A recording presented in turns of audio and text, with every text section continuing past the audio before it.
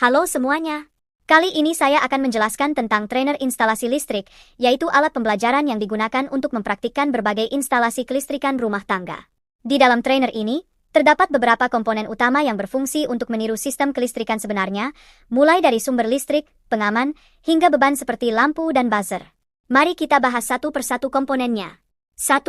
Meteran listrik. Pertama ada meteran listrik. Komponen ini berfungsi untuk mengukur berapa besar energi listrik yang digunakan pada rangkaian. Di dunia nyata, meteran listrik dipasang oleh PLN untuk mencatat pemakaian listrik pelanggan. Pada trainer, meteran ini membantu kita melihat secara langsung bagaimana arus dan daya berubah ketika beban dihidupkan atau dimatikan. Kedua, MCB, Miniature Circuit Breaker. Selanjutnya ada MCB atau Miniaturized Circuit Breaker. MCB berfungsi sebagai pengaman dari arus lebih dan hubungan singkat atau short circuit.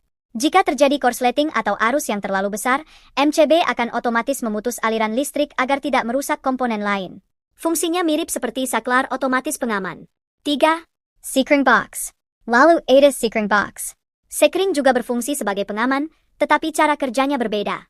Sekring memiliki kawat halus yang akan putus jika arus melebihi batas tertentu. Prinsipnya, sekring bekerja dengan berkorban agar rangkaian tetap aman. 4. Socket Terminal. Berikutnya ada Socket Terminal. Komponen ini digunakan untuk menghubungkan antar kabel atau jalur listrik secara rapi dan aman. Dengan soket terminal, kabel dapat dilepas pasang dengan mudah saat praktikum. 5. Inbound Dish.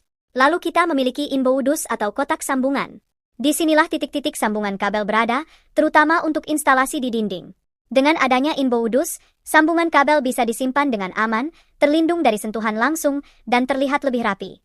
6. Fitting lampu telusikal linen. Berikutnya adalah fitting lampu TL. Fitting ini digunakan untuk memasang lampu tabung atau tube light. Pada trainer, fitting ini membantu kita memahami cara kerja lampu TL yang membutuhkan ballast dan starter untuk menyalakan cahaya. 7. Electronic Ballast. Masih berhubungan dengan lampu TL tadi, terdapat electronic ballast. Ballast berfungsi mengatur arus listrik yang masuk ke lampu TL. Tanpa ballast, arus bisa terlalu besar dan membuat lampu cepat rusak. Jenis elektronik lebih efisien dibanding ballast konvensional karena tidak menimbulkan dengungan dan lebih hemat energi. Delapan. Fitting lampu bohlam atau LED. Berikutnya ada fitting lampu bohlam atau LED. Komponen ini berfungsi sebagai dudukan lampu, tempat menyambungkan listrik ke lampu rumah biasa. Di trainer, fitting ini membantu kita mempraktikkan sistem penerangan sederhana, seperti menyalakan satu atau beberapa lampu dari saklar tertentu. 9. Buzzer. Selanjutnya adalah buzzer. Komponen ini digunakan sebagai indikator bunyi, biasanya untuk sistem peringatan atau alarm. Misalnya, ketika sebuah rangkaian aktif atau saat simulasi alarm kebakaran dijalankan. Suara buzzer yang khas membuatnya mudah dikenali sebagai penanda kondisi tertentu.